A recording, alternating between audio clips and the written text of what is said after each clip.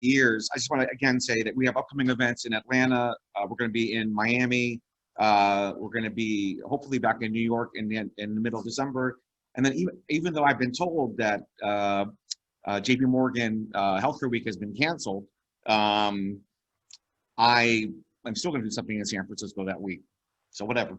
Because we're very aggressive. We think San Francisco has great talent, especially in the venture capital space, especially when it comes to AI and machine learning. So just want to get back again. So we're still looking for distressed deals, et cetera. And also, and I'm looking to meet, especially if you're in California, entrepreneurs under 40 who are already exited and are looking to do another entrepreneurial pursuit, and they've had successful, significant exits.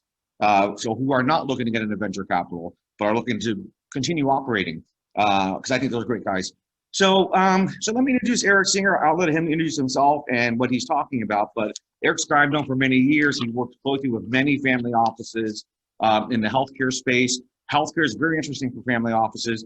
The reason why is that probably before 2012, I would say less than 5% of the family offices were looking at healthcare as a direct investment, and probably it's more than 30% right now, because there was a significant uptick in the 2010 post era.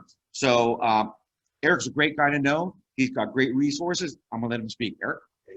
Just while I take the podium, I'm going to be talking for a few minutes, and then I'm going to turn it over to CEO David Kolb. So I'm going to turn them all on. Okay, so you'll turn them on. Okay, I'm very pleased to meet you all today.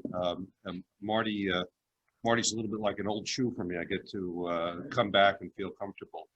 I think I started coming to Marty's events back in the mid 2000s, in the mid 2000 teens, and I'm pleased to say that I've worked consistently on one company for a bit, and that company is Neotx. In 2016, I came to Marty's group and I presented the Neotx Series A. We ultimately raised $9 million for that. In 2017, I came to Marty's group to raise money for the Neotx Series B. We raised $9 million for that. In 2019, I came and presented to Marty's group, and we wound up raising $45 million with our lead investor, Larry Ellison. So it's been, I have found Marty's group to be better educated and more engaged than most of the family office groups that are out there. And I can't say enough about Marty as a networker for all of us. Yeah, so basically, the last round of valuation, we raised money at a $45 million pre-money. And as I mentioned, we got Larry Ellison in, Tom Hill, who was a founder of Blackstone and the vice chairman of Blackstone came in. Hank Greenberg, who was the founder of AIG, came in. So I'm very happy to come back and spend a few minutes on Neotx, and then I'm going to talk to you about Petrogen and let the CEO of Petrogen talk to you about it, David Kolb. I'm also here, by the way, today with Matt Tiermont, who's recently joined me. Matt has 10 years of biotech background at SAC and at J. Goldman, and will now be doing investment banking with me.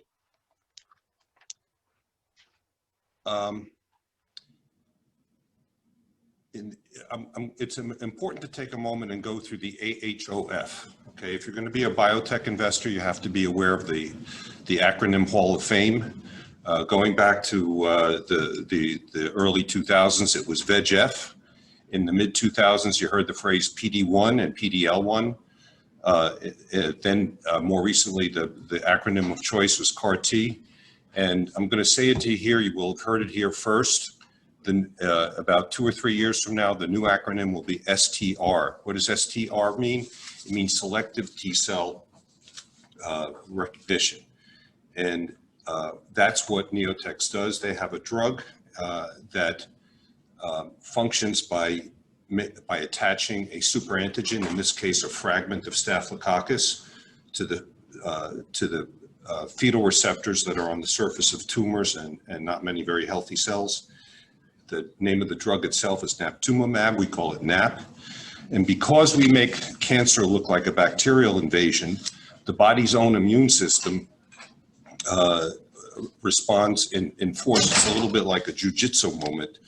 And just to give you a perspective on it, if you're familiar, if you've heard the phrase CAR T, CAR T is kind of, I mean, it's very impressive technology, but they take cells out of the body, engineer them to find a particular target, and then put them back into the body. When they do that, they're re-injecting into the body about 10 million cells. To give you just a perspective of why we think that this can become such a powerful platform, you have in your body about 40 trillion cells, and 80 billion of them are T cells, and there are hundreds of T cells that we have categorized. In reality, there are probably 20 million different kinds of T cells looking for 20 million different variations of bad proteins and bad things in your body. When you have a bacterial infection, when the body thinks that staph is coming into the body, staph, if it was actually staph, it's not actually staph, it's a fragment of staph, but because the body recognizes it as a fragment, every new T cell that's made is one that knows how to recognize staph. So at its peak, you have about 30% of your T cells recognizing staph. So that's an army of 24 billion T cells going out and looking to get into the tumor environment and fight battles. And that compares with the 10 million for CAR T. So the advantages of our STR platform are that you get T cell expansion, you get T cell trafficking to the tumor. It's very difficult for T cells to actually get into the tumor. The microtumor environment is often very suppressive and closed. And we think that our approach will open up the tumor microenvironment and allow T cells to get in there better. And one of the things that we think is most promising about our drug and our platform is that we allow epitope spreading and we help to teach the T cells about how to fight the cancer and get different categories of T cells, not just the ones that recognize staph, to adapt to the cancer and to fight it. So we believe that we help to encourage a reboot. Because this is a novel mechanism, which can be used in conjunction with the major cancer fighting modalities, we think that we front on all three major areas of how to fight cancer.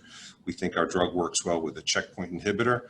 AstraZeneca has agreed to give us free supplies of drug and is the co-sponsor on our trials in Israel. We think that we have preclinical data that suggests that our drug works well with CAR T and may enable the CAR T drugs to work on solid tumors. Right now, they work very well on blood tumors, but not on solid tumors. And we have clinical data that shows that we help chemo treatment as well. The status of what we're doing is that we have completed a phase 1 dose escalation trial in Israel, and out of 9 evaluable patients, these are all stage 4 patients that had 4 had a response, including a complete response in a very difficult to treat cancer indication, and a partial response in a very difficult to treat cancer indication.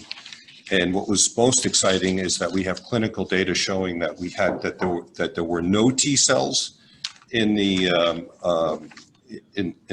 patient's tumors. So these were cold tumors, and we were able to make them hot tumors. We were able to infiltrate them with T cells, and it's a common expectation that once you make them infiltrated with T cells and you're using the checkpoint inhibitor rearms the T cells and they can go and kill the cancer. So we believe that we can really do some damage to cancer. If you're a family office and you're an institutional size investor, I would urge you to get in touch with me. My email is esinger@bradleywoods.com. My phone number is 212-203-5134. And I would urge you to get in touch if you want to learn more about that. It's with very great pride. So that's just a thumbnail on Neotx. They do have a website. The company is spelled Neotx. And I would urge you to get in touch with me if you have an interest in doing something very significant in cancer. And we'll be raising money. We're going to be raising money at a level that's probably gives our prior investors somewhere between a 10x, a 5x, and a 10x at this point. So I'm very, very proud of the work we've been able to do there. Next, it's with great pride that I announced that the next deal that I'm going to work on. And the truth about biotech is that it takes a long time. Sometimes you have to come out with real preclinical data, clinical data. You got to put it into people. It's not just whether the dogs eat the dog food. With biotech, they actually have to have objective results. So these things sometimes take time, but they can be incredibly rewarding. And I was very fortunate to have David Kolb, who was the entrepreneur in residence for Yale for biotech, contact me and say that he wants me to help him and Yale University find a way to commercialize one of their technologies. And it's in a completely different area than oncology. It's in periodontal disease, which is an area that from a competitive point of view is just it's much easier to come in with a new drug in the world of periodontics, because the existing drugs that are used are very ineffective and the techniques are relatively old-fashioned. Petrogen Periotherapeutics has a great founding team, scientists out of Yale and the NIH. It has a biology that's already been demonstrated in humans, which is a rarity. Now we're just searching for the exact right compound to promote that biology. And as I mentioned earlier, we think that it's a wide open field in terms of competition, because the leading drug in the area, Arestin for gum disease, has very modest results. There are 30 million people that are affected by gum disease, so it's a big market in the US, and it's a very big market worldwide. And finally, the trial design that's going to happen for it is it's a very straightforward trial design. So the endpoints on it we think will allow a very good chance of success. So it's valued like an early stage biotech, but we think it's actually got much less risk than the normal early stage company. And with that, I'd like to turn it over to David. And David, I've known David for 25 years. He's has studied biology and business at Yeshiva University. And David, I'd like you to give the rest of your background and tell people about why this is such a great opportunity. Thank you. Sure. Thank you so much, Eric. Thank you. So, started out my career the first decade or so in life science investment banking. Had the opportunity to work on about $2.5 billion in deals, about 100 plus kind of deals. And then after the first decade, I decided that I wanted to switch gears and move into the entrepreneurial space. And I've started 4 companies since then. The first was a spin out of Harvard Medical School that ended up getting sold for $183 million to Supernus. That was in the pediatric epilepsy space. The second was focused in wound care. And that one, I'm still the chairman of that company, and we've gotten some great data, great clinical results, and we're talking to some strategic investors at this point. I'm not going to get into the other ones as well, but I have it on the slide. You guys can feel free to look at it. But really my passion is finding science at the academic levels and really, bringing that along as an entrepreneur in residence at Yale, and taking that science and bringing it to a commercial point and building spinouts. So what I'll do is very briefly put up some slides that will help you kind of understand the Petrogen story. Hopefully everybody can see this. And so really Petrogen starts out and is born out of the lab of Demetrius Braddock, who's a well-known enzymologist and professor of pathology at Yale. He's a leading expert in ENPP1 biology. And so ENPP1 is an enzyme that produces pyrophosphate. Pyrophosphate controls the mineralization in your body. So think bones, teeth, things like that. So this technology and this knowledge in biology allowed him to address a rare disease problem where certain children are born with a mutation in ENPP1. And so this mutation actually leads to calcification in the body. So it's the rare disease is called GACI, general arterial calcification in infants. And so it's a terrible disease. Most, if not all patients, don't really live beyond their first decade. And so he had developed the technology around ENPP1 and spun out the company into a company called Inozyme, and he's a scientific founder. The company raised 110 million in venture capital from some of the leading venture capital firms, and then raised another 120 million in a recent IPO. It's just been a complete success story, which is I'm so proud of Yale and Demetrius. for doing that and helping those rare disease patients. And so what's interesting is that in the course of doing that work on ENPP1 biology, Demetrius had discovered that patients, if you look at the graph on the right, the boxes on the right, patients that have GACI and have this calcification also happen to have a very strong buildup in what's called cementum along the side of their teeth. And so Demetrius thought, he said, you know what, that could be good for periodontal disease. Maybe something good could come out of this as well on the flip side. And so he brought in expertise in periodontal disease from the NIH and additional expertise in biochemistry from Yale, and pulled together this team to work on this problem using ENPP1 as the target. And so brought in Martha Summerman, who's a very decorated NIH person. She's been there for more, I think, almost 2 decades. She's the former director of the NIH's dental section and is currently the chief of the Laboratory of Oral Connective Tissue Biology. Won many awards and has developed a lot of periodontal disease models. And then also brought in Enrique de la Cruz, who's also very well-known biochemist at Yale, who's also won several awards. And so they kind of put the team together to think about how to address periodontal disease using ENPP1. As I mentioned earlier, so ENPP1 produces pyrophosphate. The way it works is if you see this PP, right, these 2 phosphates. So essentially what it does is it takes ATP, which is the energy, the triphosphate that we all use in our bodies. Everybody's kind of heard about ATP from high school biology. So it breaks ATP down into pyrophosphate, which becomes a mineralization inhibitor and balances things out in your body in terms of mineralization. So the idea here on the biology is to take an inhibitor of ENPP1 and use it to inhibit the production of pyrophosphate, which in turn will now produce cementum. And we're going to do that locally at the tooth level, which will, again, hopefully replicate what we just saw in humans. So again, as Eric pointed out, it's not very common to see a proof of concept on the biology in humans and then apply that now to a disease. It's usually the other way around. You have a disease, you have a theory, you have a hypothesis, you start with animals and you work your way up to humans. Here we've already got the human proof of concept, as you can see again on the left. And so this was again replicated in multiple mouse models to actually see, hey, if we knock down ENPP1, are we going to get the same results? And we did. And you can see that here. You see the yellow is the cementum. You see it's much thicker and much higher than in the wild type mice, the ones that did not have ENPP1 knockdown. So, is another mouse model example as well.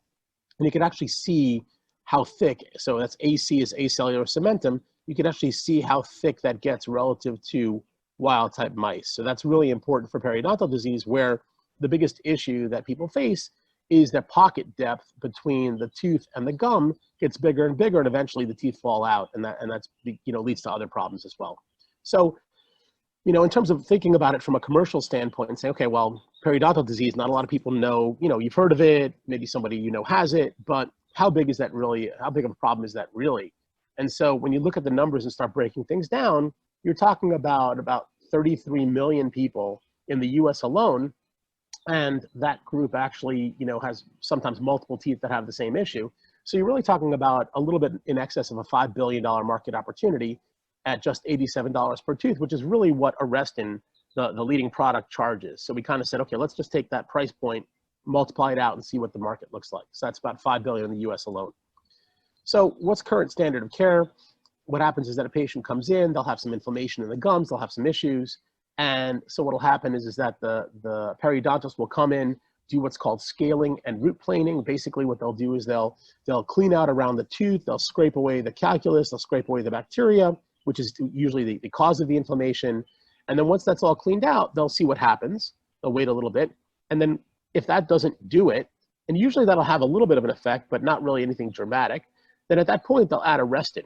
Now, the thing to know about Arrestin is that even though it's the leading drug in the space, it actually doesn't really have any clinically meaningful effect. So let me show you the clinical data from Arrestin. So these are the 2 major clinical studies that they did to get the drug approved at FDA. And you can actually see, so SRP is scaling and root planing, right? So here, that alone gets about a 1 millimeter change from baseline.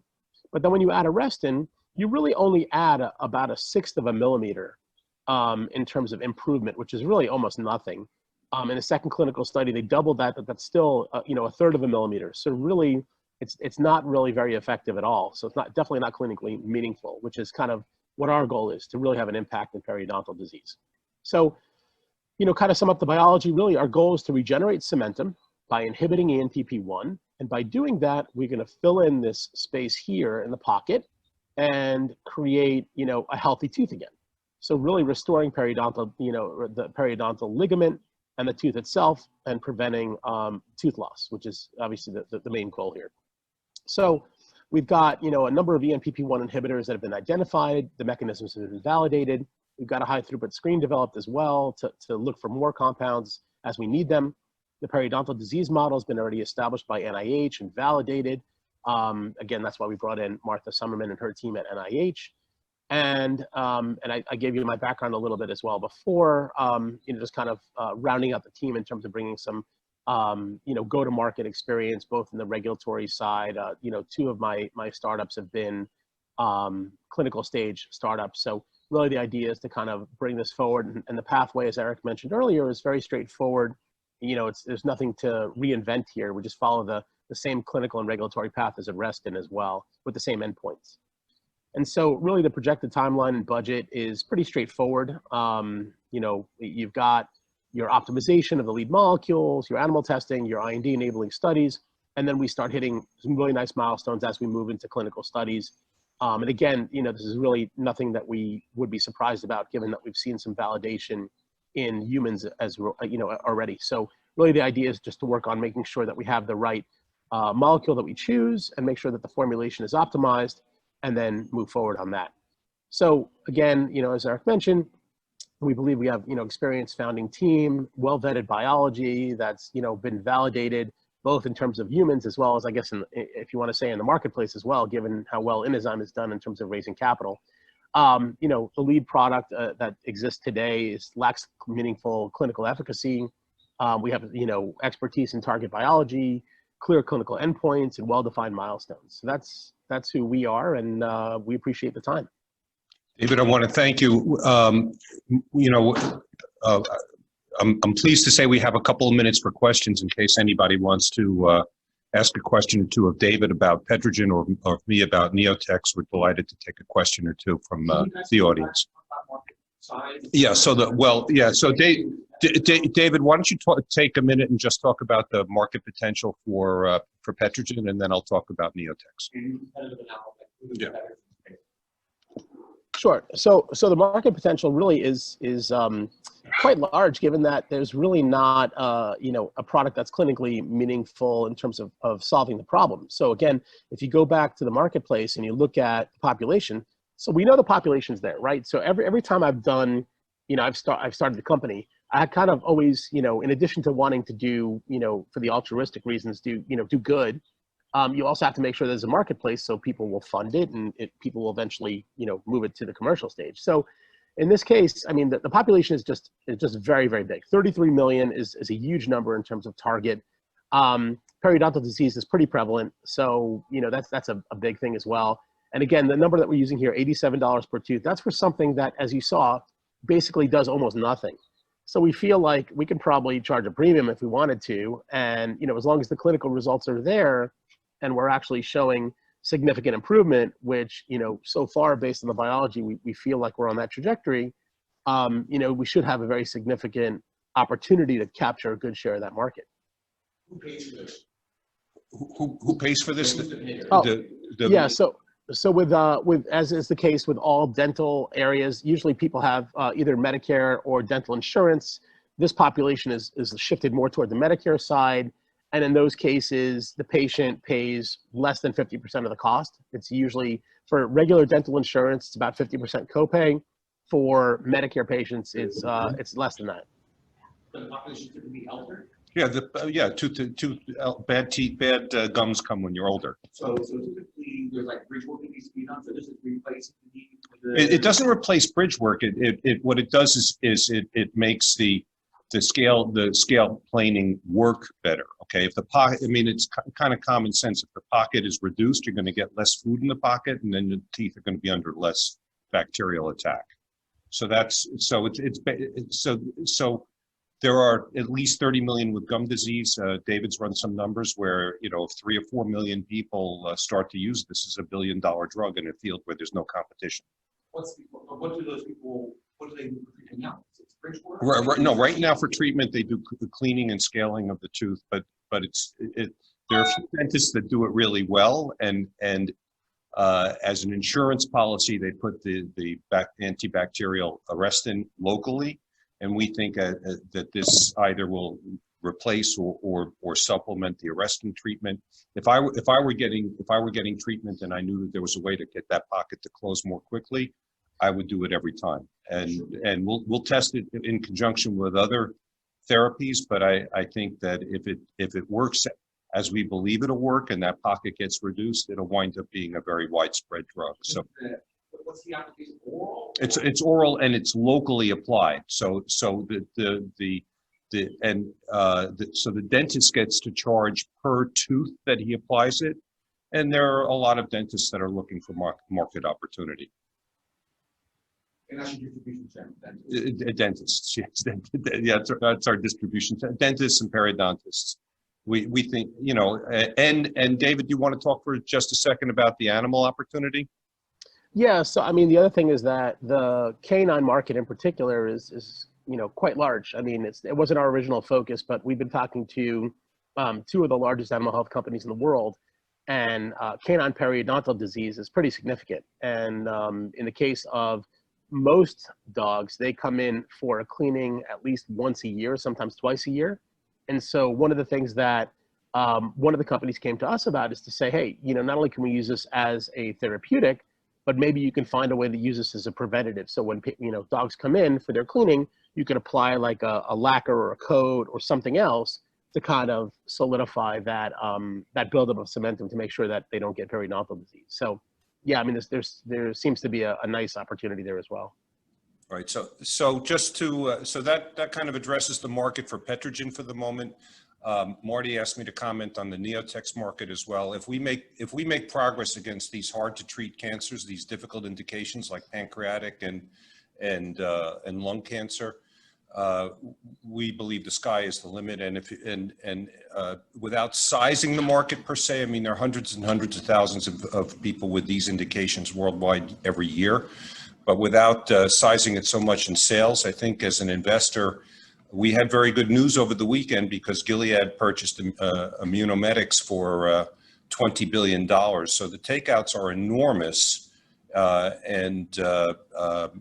You know, David and I'd like to use poker terms every now and then. The pot odds are just wonderful, and that's the way. So we think it's just a great opportunity. I just want to repeat, if you want to reach me offline, my phone number is 212-203-5134. I'm delighted to talk to anybody about Petrogen, which I think is the best opportunity I've seen since I started working on Neotx 5 years ago. And I'd be delighted to talk to any families that want to take a clear, clean, hard shot at cancer, talk further about Neotx. I really appreciate your time and thank you very much.